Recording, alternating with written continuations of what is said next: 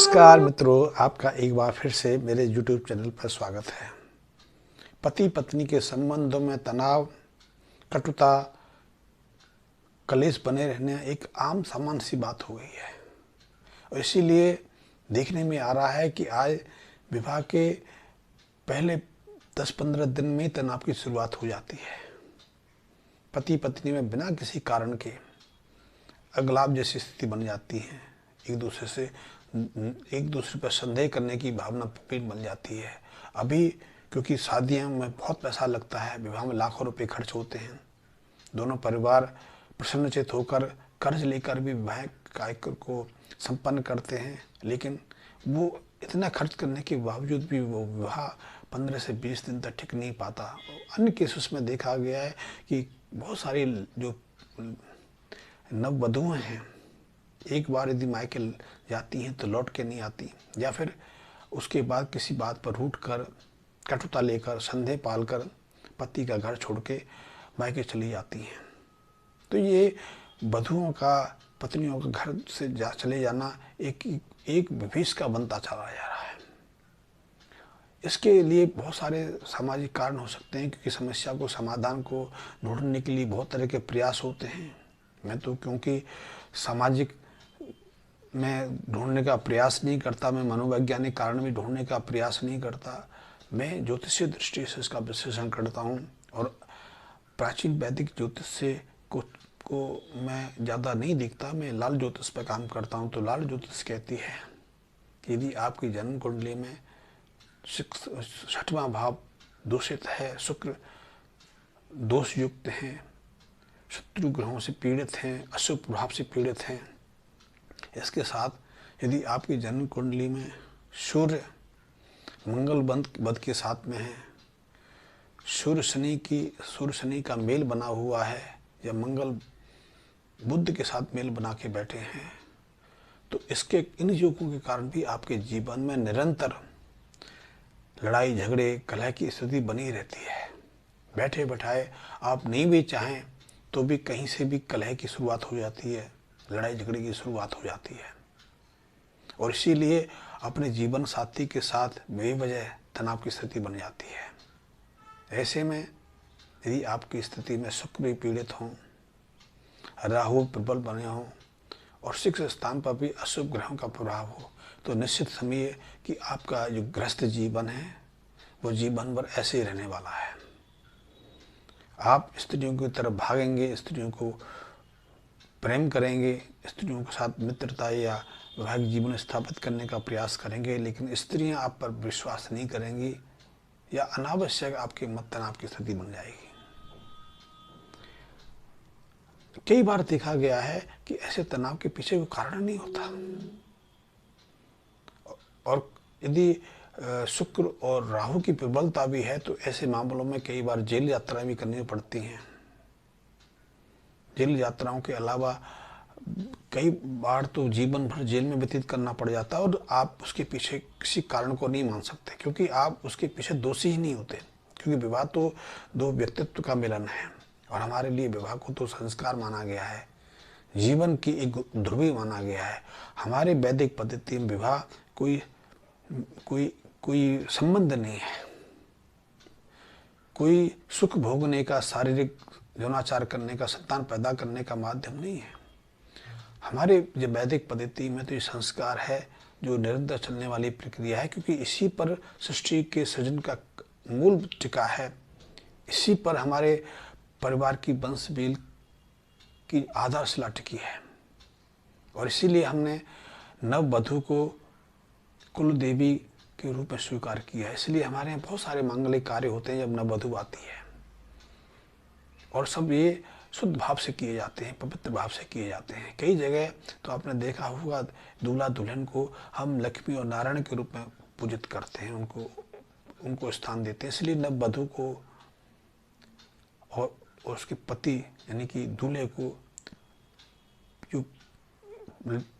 जो वधु पक्ष है के चरणों को हाथ लगाती, कन्यादान करती है, और यही परंपरा सदियों से हमारे देश में चलती रही है।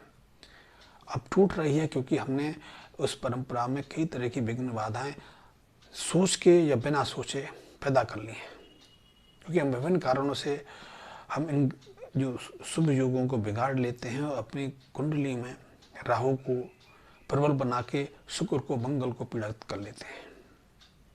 क्योंकि आजकल एक ऐसे प्रचलन चल गया है, प्रचलन संयोग बस भी हो सकता है या किसी प्रेरणा बस भी हो सकता है, कि हमने राहु को प्रबलता देने के लिए कुछ ऐसे कृत्य शुरू कर दिए जो हमारे जीवन में नहीं थे। जैसे कि आजकल विवाह के बाद हम ससुराल पक्ष को ज़्यादा महत्व देने लगते हैं, ससुराल पक्ष की ज़्यादा हस्तक्षेप होने लगता है। मैं कोई कानूनी या सामाजिक बात नहीं कह रहा हूँ, मैं ज्योतिष दृष्टि से कहता हूँ कि यदि आप ससुराल पक्ष को महत्व देते हैं तो आप राहु को प्रबलता प्रदान करते हैं। राहु आपके जीवन में अनावश्यक विघ्न बाधा खड़ी कर देता है, अनावश्यक आपके मन में कई तरह की शंकाएं, कई तरह की निर्मूल धारणाओं को पैदा कर देता है। क्योंकि राहु का कार्य ही ऐसा है कि हमारी बुद्धि विवेक पर प्रहार करना, हमारे सोचने विचारने की बुद्धि को भ्रमित कर देना, और इसी के कारण वो तनाव, कलह कलेश, वही लड़ाई झगड़े की शुरुआत होती है। और वैसे भी यदि आप आंकड़ों की दृष्टि से देखें तो ज़्यादातर पति पत्नी के संबंध टकराव के पैदा होते हैं, उनके पीछे ससुराल पक्ष का हाथ रहता है। दूसरा, हमने एक परंपरा बनाई कि जो नववधू है उसके अंग वस्त्र हैं वो सास ससुर की दृष्टि में नहीं आने चाहिए, क्योंकि यदि ऐसे वस्त्र खुले में रखे जाते हैं, प्रदर्शित किए जाते हैं, तो हमारे घर का, अपने घर का भी जो राहु है प्रबल बनता है। फिर जो नववधुएं होती हैं वो आलस्य युक्त होती हैं, वो जो परिवार के कार्य हैं उनमें सहयोग नहीं करती। बहुत सारी स्त्रियां तो नववधु जो हैं वो किचन को नहीं संभालती, बिस्तरों को नहीं संभालती, झाड़ू पोछा नहीं करती। मैं ये नहीं कहता कि पूरा मकान सफाई करें, यदि आपके पास पैसा है, धन संपदा है तो आप सहायिका रह सकती हैं, लेकिन गृहिणी का कार्य भी आपको करना है। आप किसी भी देश में, भारत की बात छोड़ दीजिए, भारत तो दुनिया सबसे अलग है। आप पश्चिम के किसी देश चले जाइए, आप अमेरिका में आप मेड नहीं रह सकती, नौकरानी नहीं रह सकती, क्योंकि वहाँ विधान ही नहीं है, और रखेंगी तो आपको उतनी ही तनख्वाह देनी पड़ेगी जितनी कि भारत में इंजीनियर को देनी पड़ती है। अब यूरोप में नहीं रह सकते, वो सारे कार्य स्वयं करते हैं, पति पत्नी मिलकर करते हैं, क्योंकि अब परंपरा है। फिर भी उनके यहाँ मधुरता तो रहती है संबंधों में, जब तक वो एक साथ हैं।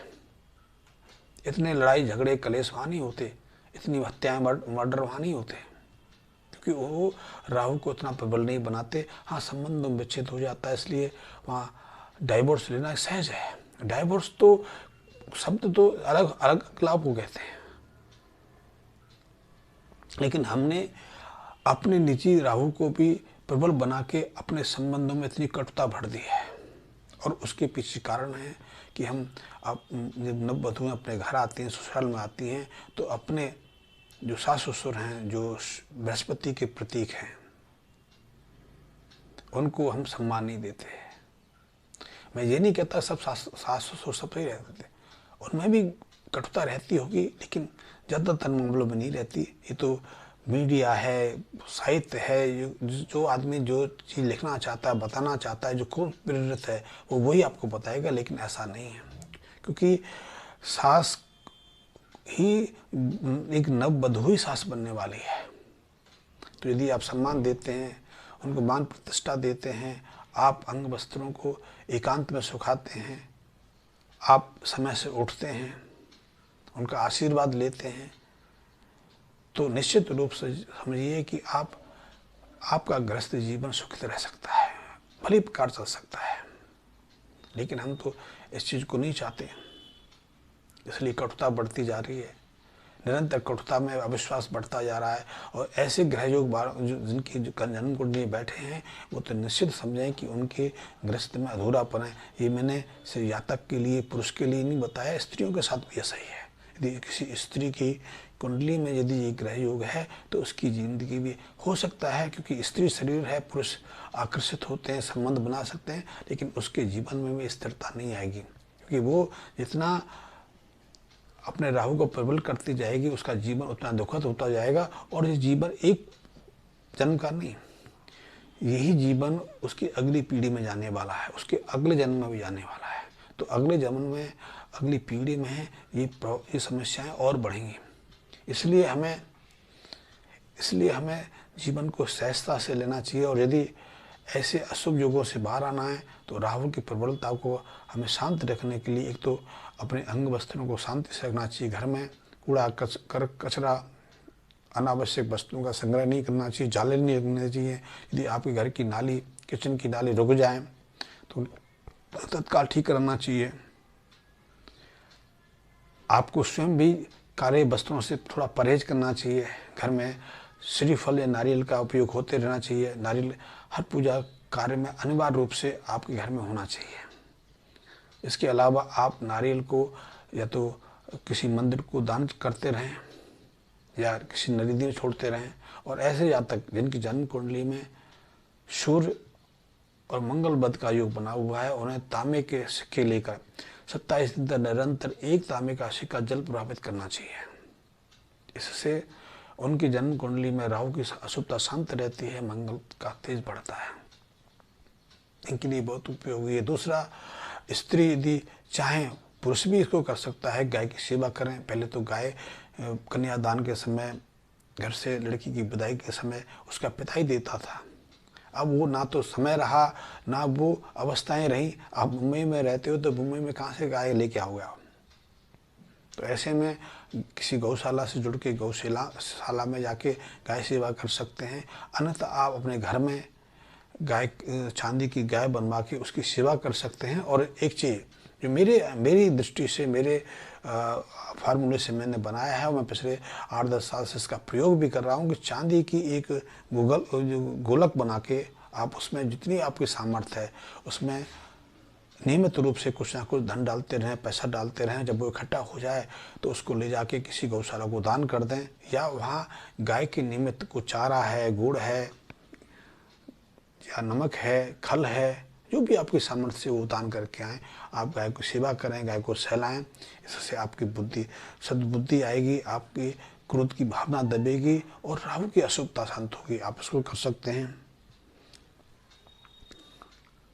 आपके लिए लाल रंग की चरी या लाल रंग की जो चरी या ग्वार है, वो किसी मंदिर में चढ़ाना बहुत लाभकारी हो सकता है। और ऐसा आप निरंतर 43 दिन कर सकते हैं।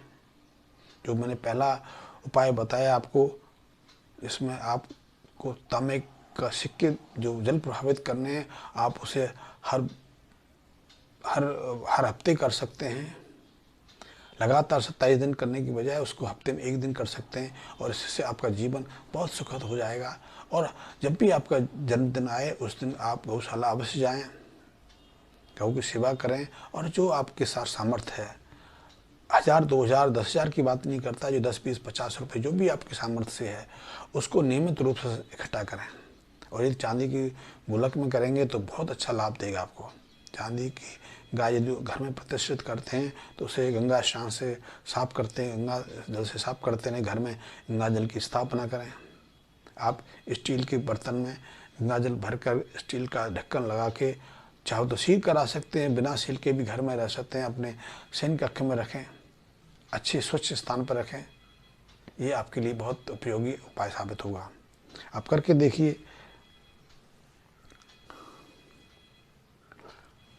और हाँ, यदि आपने अपनी रूठे हुए जीवन साथी को मनाना है, आपने जीवन में जो विष घोला हुआ उसको शांत करना है, अपने संबंधों को मधुरता प्रदान करनी है, तो अपने घर के जो सदस्य हैं उसमें भी थोड़ा बदलाव लाना है। बदलाव के लिए क्या है कि आप प्रातःकाल यदि समय से उठेंगे, दोनों ही उठेंगे। यदि आप देरी से उठेंगे तो नियमित रूप से आप में कठोरता बनी रहेगी। आपका राहु अशुभ से अशुभ होता जाएगा, तो उसको दिनचर्या को बदल दें।